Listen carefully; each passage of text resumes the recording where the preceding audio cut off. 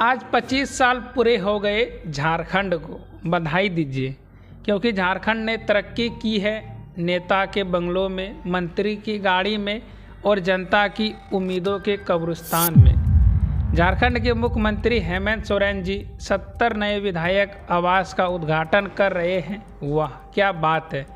हर बंगला करोड़ों का, अमीरी के फर्श, एसी रूम, मॉडर्न किचन और पीएम स्टाइल बाथरूम तक। और दूसरी तरफ गरीब आदमी को घर चाहिए तो मिलता है 1,20,000 रुपये, वो भी तब जब मुखिया साहब पहले ऊपर का हिस्सा ले ले। अब बताइए क्या गरीबों की झोपड़ी में एसी लगेगा? वो मजदूर जो दिल्ली मुंबई में ईंट उठाते उठाते दम तोड़ देते हैं, क्या कभी उनके परिवार को सरकारी बंगला मिलेगा? कभी किसी गरीब के बच्चे को छात्रवृत्ति समय पर मिली है? नहीं। लेकिन विधायक जी को बंगला जरूर मिलेगा, क्योंकि उन्हें ठहरने में दिक्कत थी। बेचारे करोड़पति ठंड में कांप रहे थे। सोरेन जी कहते हैं 2050 तक सपनों का झारखंड बनेगा। वाह, तो क्या अब तक जो दिख रहा है वो सपना नहीं है? क्योंकि गरीबों के बच्चे स्कूल छोड़ रहे हैं, रोजगार नहीं मिल रहा है, बिजली का बिल आसमान छू रहा है, राशन कार्ड से नाम कट रहा है और सरकार सपनों की बात कर रही है। सपना किसका? जनता का या नेताओं का? जब झारखंड में 60% लोग गरीबी रेखा के नीचे हैं तो करोड़ों का बंगला नेताओं को क्यों? क्या झारखंड के मंत्री भूखे सो रहे हैं? क्या विधायक के पास छत नहीं थी? क्या उन्हें जनता के पैसे से सुख सुविधा का इनाम चाहिए था? भाई, जनता ने वोट दिया था सेवा के लिए, सुविधा के लिए नहीं।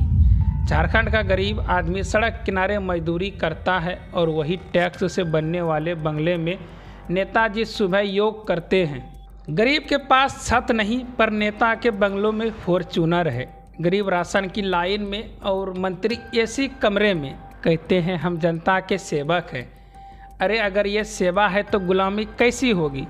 झारखंड की सरकार को शर्म नहीं आती, जहां बच्चे किताबों के बिना स्कूल जाते हैं, जहां अस्पतालों में दवाई नहीं मिलती, जहां बेरोजगार युवा आवेदन पत्र के लिए भी पैसे उधार लेते हैं, वहां विधायक को करोड़ों का बंगला देना क्या जनता के साथ मजाक नहीं है?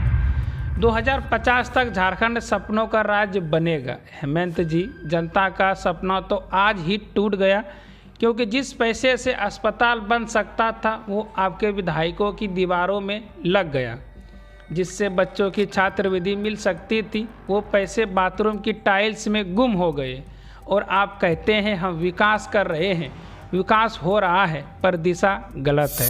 क्या कभी किसी मुख्यमंत्री ने मजदूर की झोपड़ी में रात बिताई है? क्या कभी किसी मंत्री ने सरकारी स्कूल में अपने बच्चे को भेजा है? नहीं ना, क्योंकि उन्हें पता है कि वो झोपड़ी, वो स्कूल, वो अस्पताल सिर्फ जनता के लिए बने हैं, नेताओं के लिए नहीं।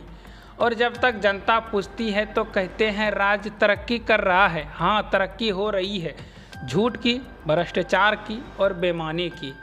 हेमंत सोरेन जी, आप कहते हैं झारखंड गरीब राज्य है, तो फिर करोड़ों का बंगला किस अमीरी में बना रहे हैं? अगर पैसा इतना है तो गरीब का बिजली बिल माफ़ करिए, राशन कार्ड वालों को सुविधा दीजिए, बेरोजगार युवाओं के लिए योजना बनाइए। वो नहीं होगा, क्योंकि वो जनता की मदद है और ये बंगला अपनों की मदद है। नेताओं को सरकारी बंगला क्यों? क्या जनता ने कहा था कि माननीय बनो? नहीं, वो तो खुद उछल उछल कर चुनाव लड़ते हैं, जनता की सेवा करेंगे वादा भी करते हैं। तो अब सवाल ये, सेवक को सुविधा क्यों?